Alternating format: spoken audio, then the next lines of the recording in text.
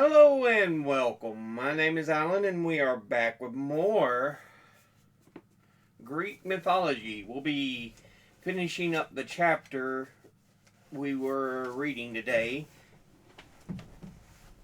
but it isn't all of the Trojan War itself. But let's go ahead and jump into this. On the Greek side, with Achilles gone, the two greatest champions were Ajax and Diomedes. They fought gloriously that day, and many a Trojan lay on his face in the dust before them. The best and bravest next to Hector, the Prince Aeneas, came near to death at Diomedes' hands. He was of more than royal blood. His mother was Aphrodite herself. And when Diomedes wounded him, she hastened down to the battlefield to save him. She lifted him in her soft arms, but Diomedes, noting she was a coward goddess, not one of those who, like Athena, our masters, were warriors fight, leaped toward her and wounded her hand. Crying out, she let Aeneas fall, and weeping for pain made her way to Olympus, where Zeus, smiling to see the laughter-loving goddess in tears, bade her stay away from battle and remember hers were the works of love and not war. But although his mother failed him, Aeneas was not killed.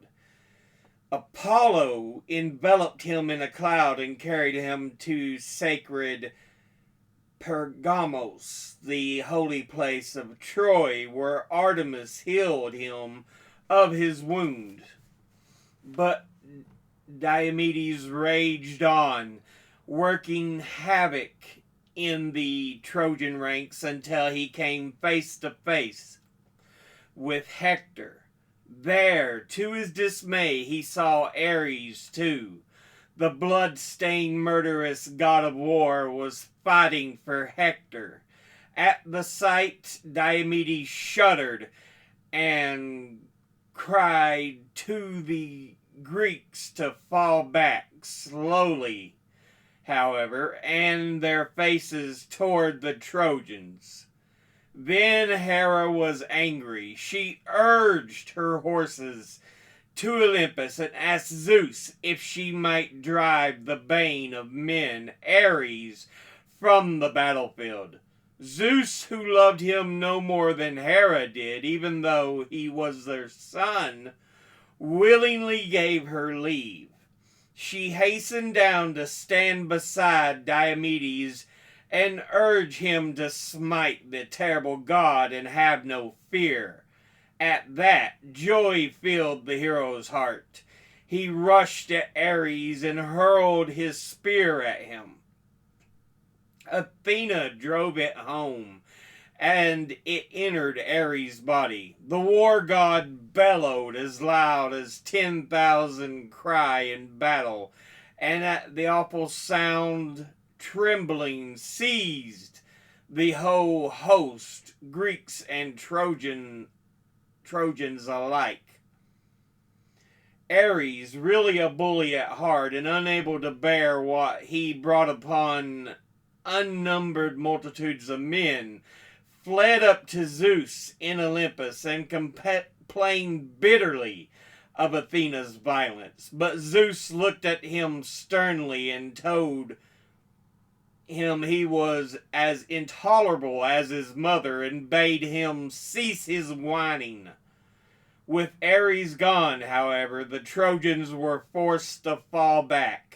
At the crisis, a brother of Hector's, wise in discerning the will of the gods, urged Hector to go with all speed to the city and tell the queen, his mother, to offer to Athena the most beautiful robe she owned and pray her to have mercy.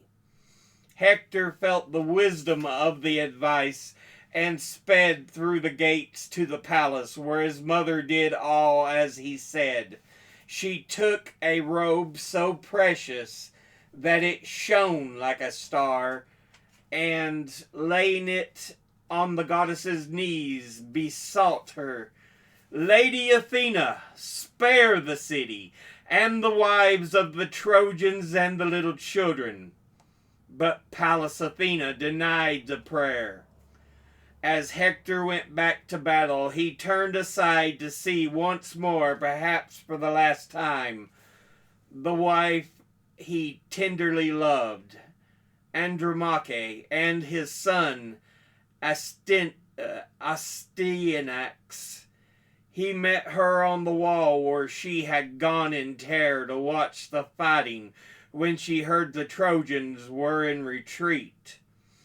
With her was a handmaid carrying the little boy. Hector smiled and looked at them suddenly, but Andromache took his hand in hers and wept.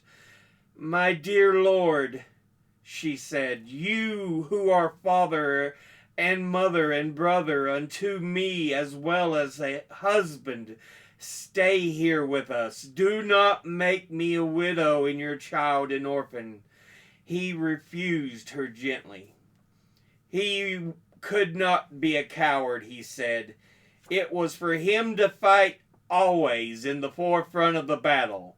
Yet she could not know that he never forgot what her anguish would be when he died. That was the thought that troubled him above all else, more than his many other cares. He turned to leave her, but first he held out his arms to his son. Terrified, the little boy shrank back, afraid of the helmet and its fierce nodding crest. Hector laughed and took the shining helmet from his head. Then, holding the child in his arms, he caressed him and prayed, "O Zeus, in after years may men say of this my son, when he returns from battle, far greater is he than his father was." So he laid the boy in his wife's arms, and she took him smiling, yet with tears. And Hector pitied her, and touched her tenderly with his hand, and spoke to her, "Dear one, be not so sorrowful. That which is fated must come to pass, but against my fate no man can kill me."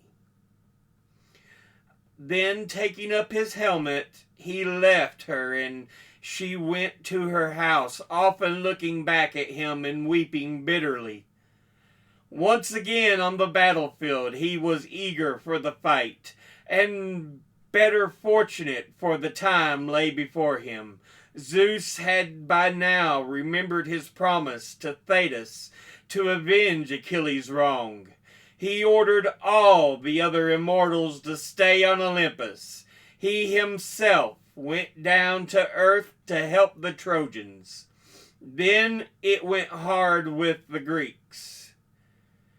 Their great champion was far away. Achilles sat alone in his tent, brooding over his wrongs. The great Trojan champion had never before shown himself so brilliant and so brave. Hector seemed irresistible. Tamer of horses, the Trojans always called him, and he drove his car through the Greek ranks as if the same spirit animated steeds and driver. His glancing helm was everywhere, and one gallant warrior after another fell beneath his terrible bronze spear. When evening ended the battle, the Trojans had driven the Greeks back almost to their ships. There was rejoicing in Troy that night, but grief and despair in the Greek camp.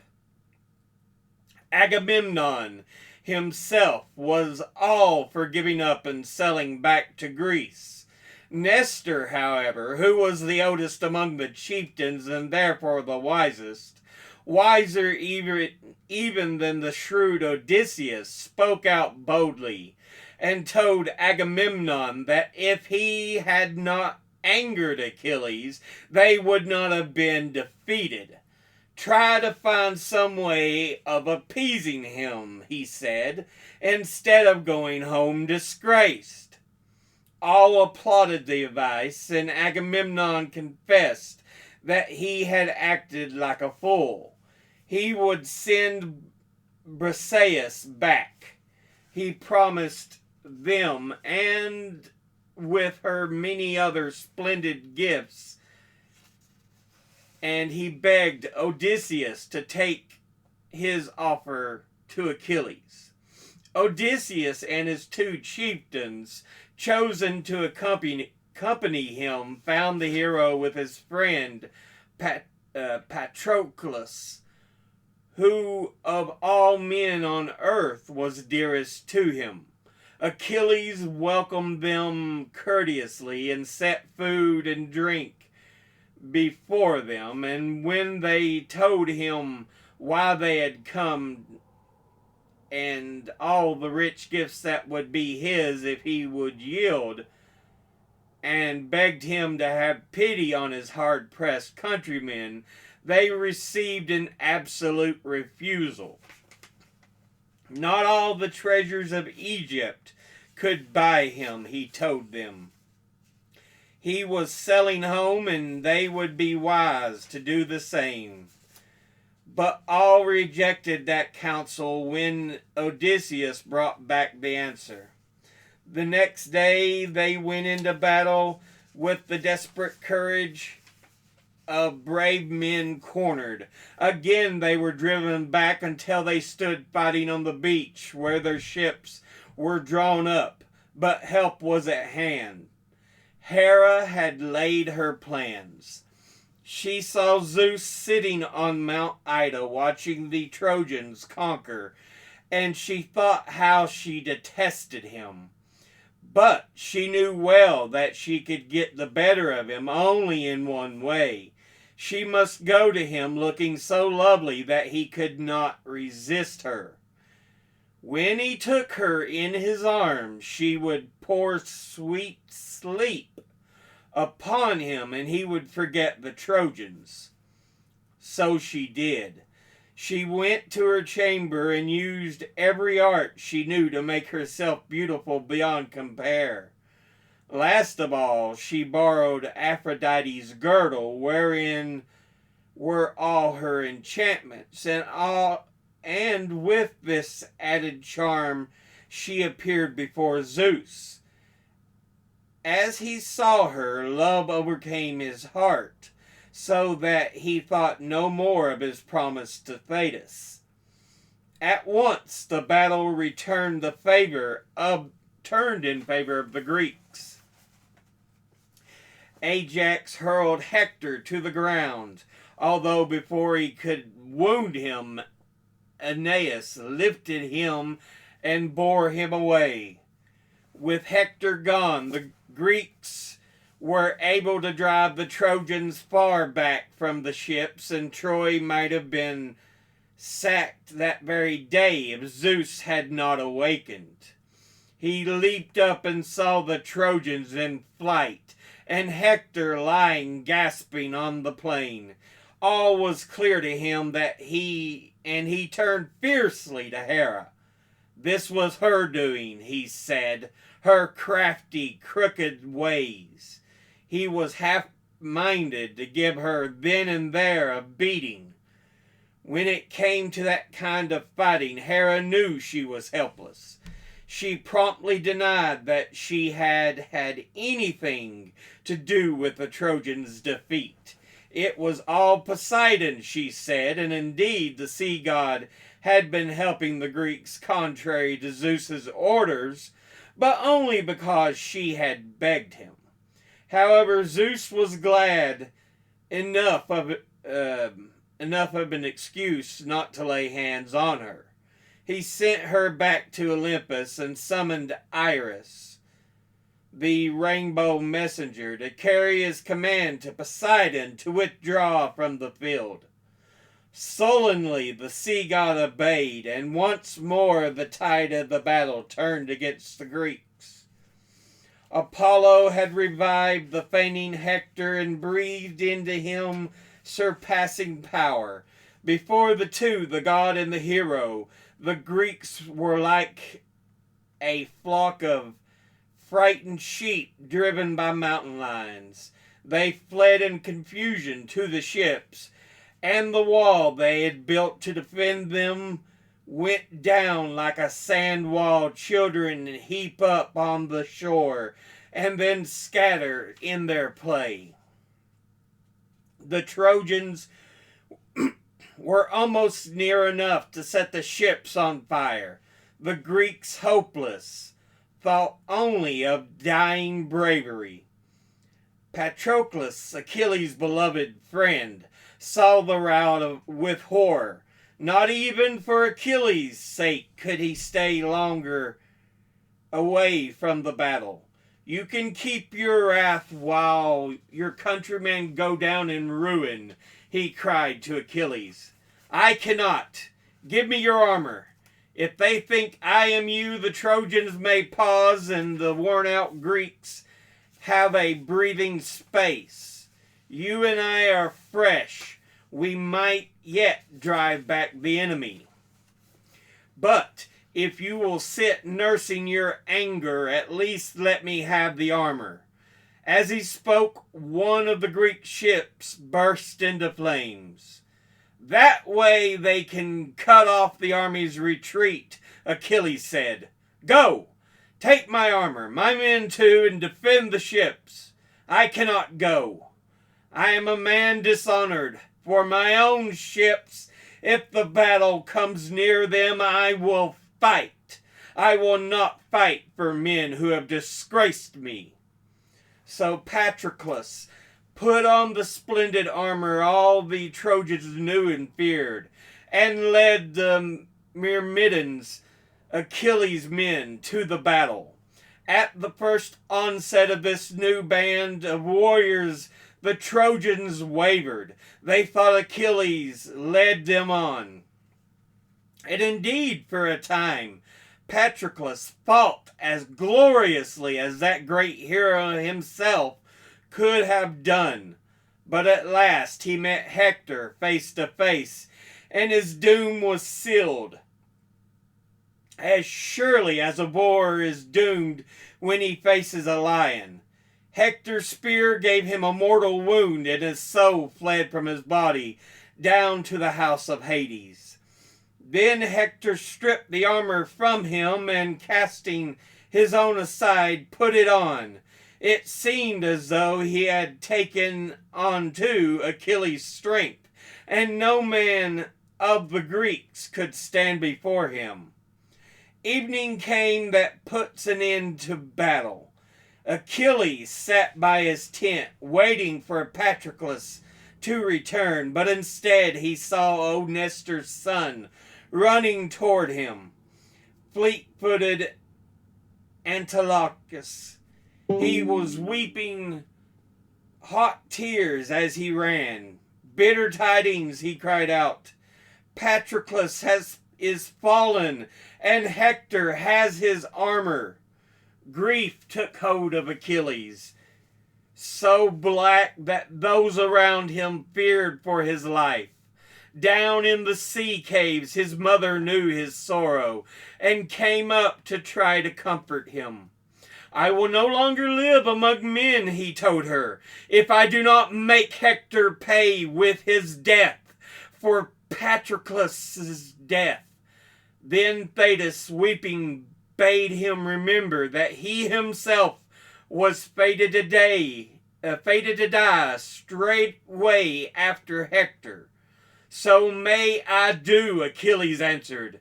I, who did not help my comrade in this sore need, I will kill the destroyer of him I loved. Then I will accept death when it comes. Thetis did not attempt to hold him back. "Only wait until morning," she said, "and you will not go unarmed to battle. I will bring you arms fashioned by the divine armorer, the god Hephaestus himself." Marvelous arms they were when Thetis brought them, worthy of their maker, and such as no man on earth had ever borne. The Myrmidons gazed at them with awe, and a flame of fierce joy blazed in Achilles' eyes as he put them on.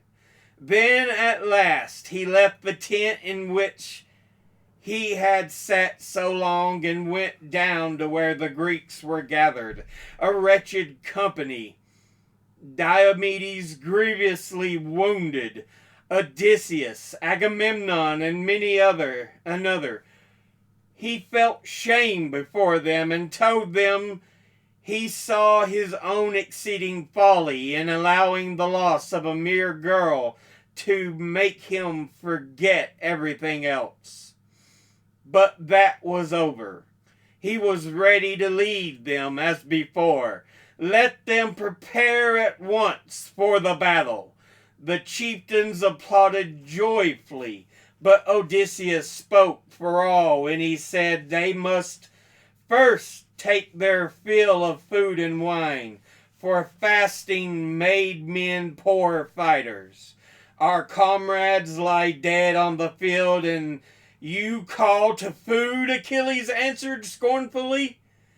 "Down my throat shall go neither bite nor sup until my dear comrade is avenged." And to himself he said, "O dearest of friends, for want of you I cannot eat, I cannot drink." Then the others had satisfied their hunger. He led the attack. This was the last fight between the two great champions, as all the immortals knew. They also knew how it would turn out. Father Zeus hung his golden balances and set in one the lot of Hector's death, and in the other that of Achilles. Hector's lot sank down. It was appointed that he should die. Nevertheless, the victory was long in doubt. The Trojans under Hector fought as brave men fight before the walls of their home. Even the great river of Troy, which the gods call Xanthus and men Scamander, took part and drove to drown Achilles as he crossed its waters. In vain, for nothing could check him as he rushed on, slaughtering all in his path and seeking everywhere for Hector. The gods by now were fighting too, as hotly as the men, and Zeus, sitting apart in Olympus, laughed pleasantly to himself when he saw God matched against God. Athena felling Ares to the ground, Hera seizing the bow of Artemis from her shoulders and boxing her ears with it this way and that. Poseidon provoking Apollo with taunting words to strike him first. The sun god refused the challenge. He knew it was of no use now to fight for Hector. By this time, the gates, the great Scaean gates of Troy, had been flung wide, for the Trojans at last were in full flight and were crowding into the town. Only Hector stood immovable before the wall. From the gates old Priam, his father, and his mother Hecuba cried to him to come within and save himself. But he did not heed. He was thinking, I led the Trojans. Their defeat is my fault. Then am I to spare myself? And yet, what if I were to lay down shield and spear and go tell Achilles that we will give Helen back and half of Troy's treasures with her. Useless!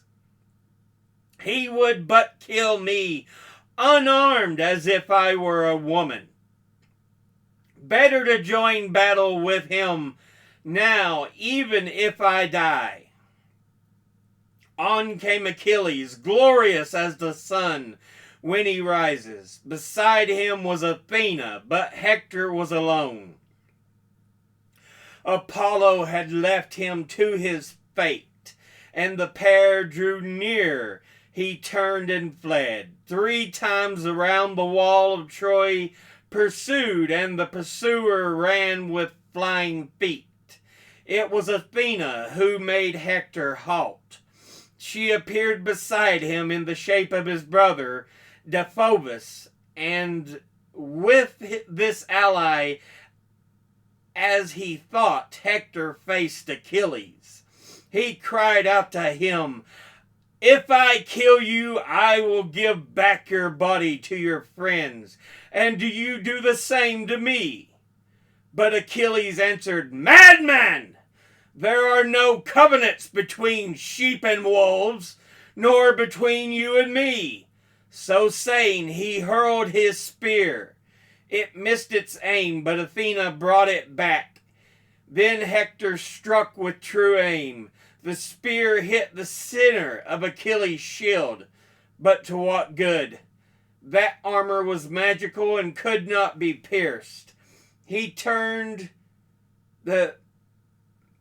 quickly to Deiphobus to get his spear, but he was not there.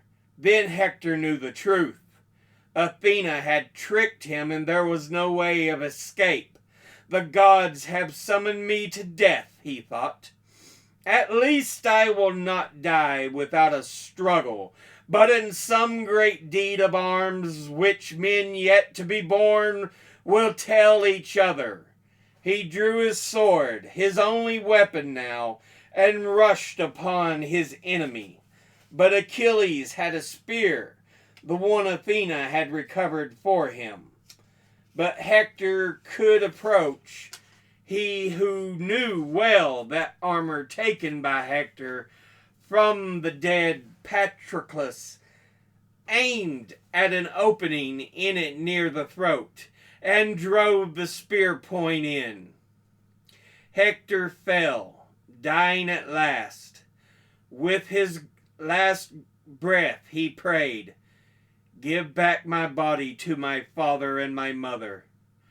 "No prayers from you to me, you dog," Achilles answered. "I would that I could make myself devour raw your flesh for the evil you have brought upon me."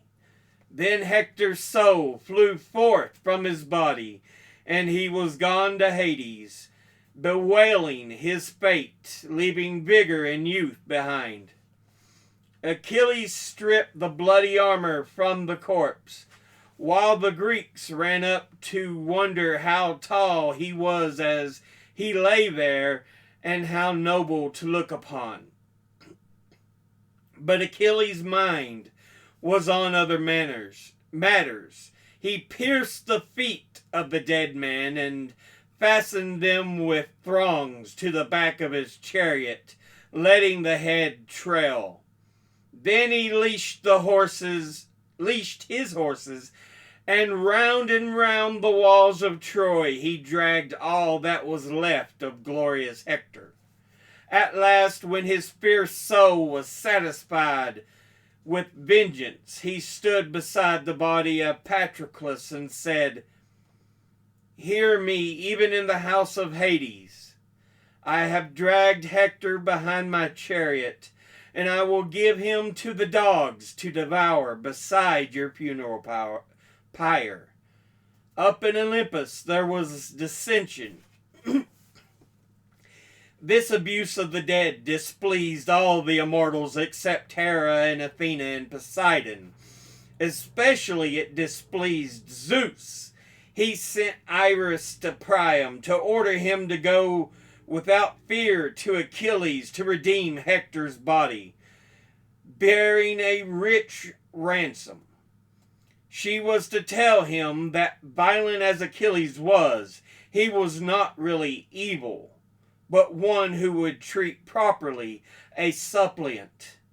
Then the aged king heaped a car with splendid treasures, the best in Troy, and went over the plain to the Greek camp. Hermes met him, looking like a Greek youth, and offering himself as a guide to Achilles' tent. So accompanied, the old man passed the guards and came into the presence of the man who had killed and maltreated his son. He clasped his knees and kissed his hands, and as he did so, Achilles felt awe, and so did all the other rulers there, looking strangely upon one another. "Remember, Achilles," Priam said, "your own father, of like years with me, and like me wretched for want of a son. Yet I am by far more to be pitied, who have braved what no man on earth ever did before, to stretch out my hand to the slayer of my son." Grief stirred within Achilles' heart as he listened. Gently he raised the old man. Sit by me here," he said, "and let our sorrow lie quiet in our hearts. Evil is all men's lot, but yet we must keep courage." Then he made his servants wash and anoint Hector's body and cover it with a soft robe, so that Priam should not see it, frightfully mangled as it was, and be unable to keep back his wrath. He feared for his own self-control if Priam vexed him. "How many days do you desire to make his funeral?" he asked. "For so long I will keep the Greeks back from battle." Then Priam brought Hector home, mourned in Troy as never another. Even Helen wept. "The other Trojans upbraid me," she said, "but always I had comfort from you, and through the gentleness of your spirit and your gentle words. You only were my friend." 9 days they lamented him. Then they laid him on a lofty pyre and set fire to it. When all was burned, they quenched the flame with wine and gathered the bones into a golden urn. Shrouding them in soft purple, they set the urn in a hollow grave and piled great stones over it. This was the funeral of Hector, tamer of horses, and with it the Illiad ends. So yeah, that is the end of that chapter, which gives us a good short grasp of the book, the Iliad by Homer. Now remember, there are two books to that story. Iliad is the first book. The second book, also by Homer, is the Odyssey.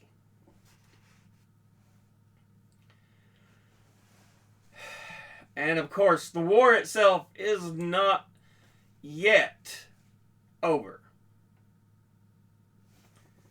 because it's pretty common knowledge how the war ends with the Trojan horse. So that's something we're going to have to look forward to in the next chapter. But yeah,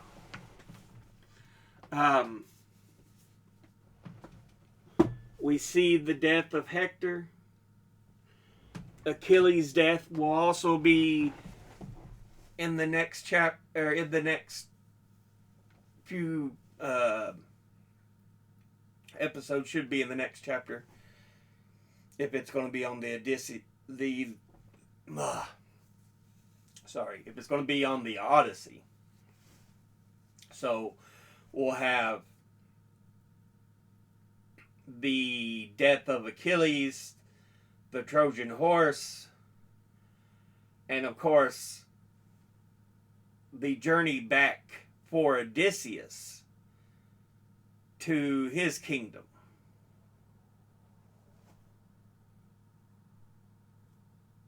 So yeah.